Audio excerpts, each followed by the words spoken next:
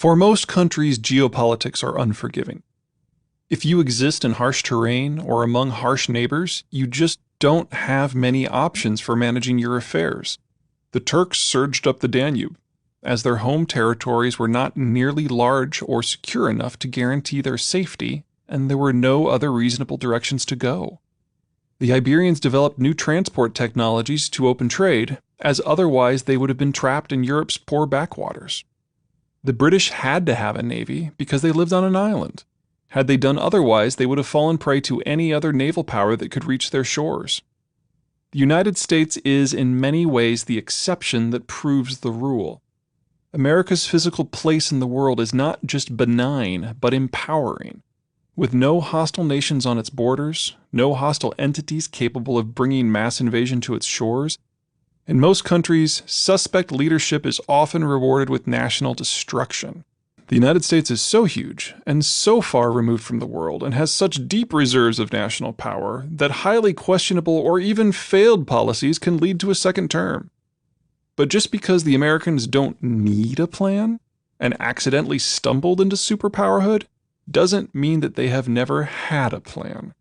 And when they do have a plan, good or bad, the world is remade.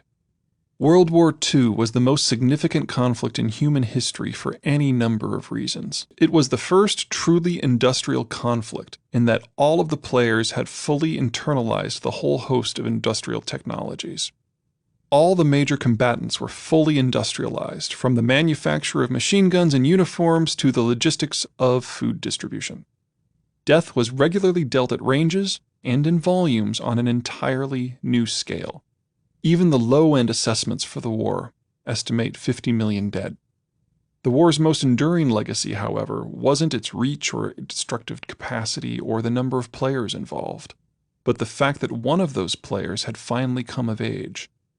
Because of American participation, the war's outcome was never in doubt. The surprise is not that the Allies won, but that the Axis held on for 3 years after raising America's ire. But as awesome as the sheer magnitude of the American war effort was in absolute terms, it paled in comparison to the United States' strategic position when the dust settled. At war's end, the Americans had forces on friendly terms in the United Kingdom, West Germany, France, Italy, Japan, the Netherlands, Belgium, Denmark, Austria, and Norway. The European geographical advantage over the non-American world remained so huge that even in the ashes of the post-war devastation, the occupied Western European states still collectively represented 1/4 of global economic power. There was little industrial capacity outside of the United States. Not only had most of the world's industrial and consumption capacity been destroyed, but the war had been so destructive that it had taken as well the bulk of the imperial militaries. Only the Soviets still had an army, but bereft of naval transport, it was an army that was not deployable in a global sense. The Americans controlled the oceans. In mid-1939, the Americans had 178 surface combatants and 58 submarines in the water out of a total fleet of less than 400 vessels. At the war's final day, only 6 years later, the Americans had a 6,800-vessel navy with over 1,000 major surface and submarine combatants. The navies of every major naval combatant of every significant pre-war power had been relocated to the seabed. The United Kingdom was the sole exception, and it could no longer operate without assistance beyond European waters.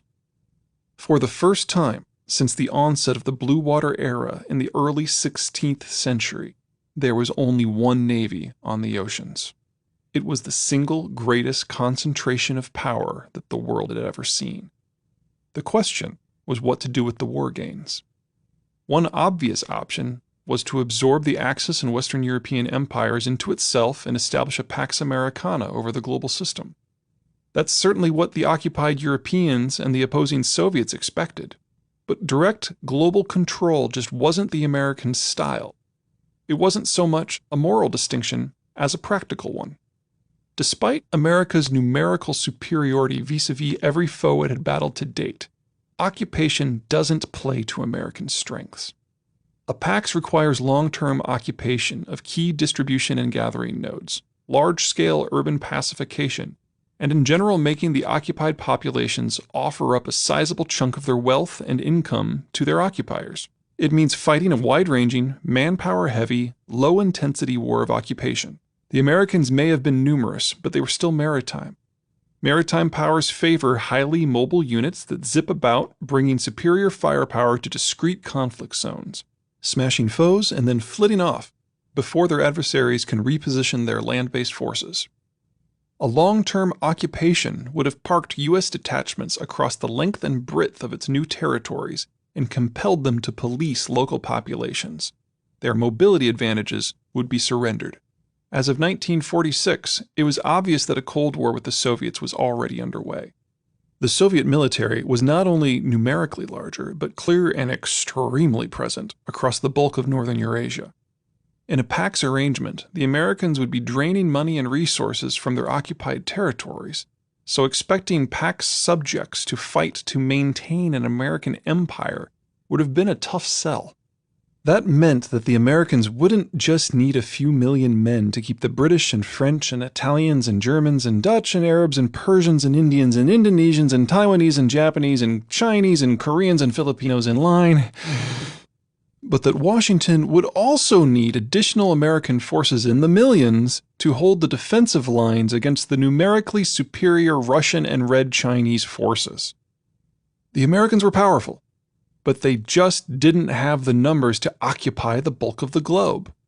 With a Pax, the American peacetime army would have had to exceed wartime force levels. The Soviet-Russian military was built expressly for occupation. Russia has no geographic barriers at its borders. Gaining security comes from a simple two-pronged strategy: occupying everyone nearby to secure strategic buffers, and establishing an intrusive intelligence service to infiltrate the occupied populations in order to keep them docile. The same techniques used to occupy Ukraine and Armenia in Central Asia were already being applied with brutal success in 1946 to occupy Czechoslovakia and Bulgaria and Latvia. As of the late 1940s, it was apparent that while the Americans had come in first in the war, they simply lacked the staying power to hold onto their gains in the face of strident Russian challenges backed by more men, simpler supply chains, a higher tolerance for casualties, and a practiced, casual willingness to apply massive violence to civilian populations to achieve political ends. A direct American soldier for Soviet soldier face-off couldn't be won. What the Americans needed were not just allies to help carry the defense burden, but allies who were so eager that they would be willing to stand up against the awesome force of the Red Army. A Red Army that was still roused by the fact that it had single-handedly decimated the Nazi Wehrmacht at Stalingrad. It requires a hell of a bribe. And what the Americans came up with was one of the great strategic gambits in history. They assembled a plan, and then assembled their wartime allies on July 1, 1944, for a conference in New Hampshire to lay out their vision for the New World.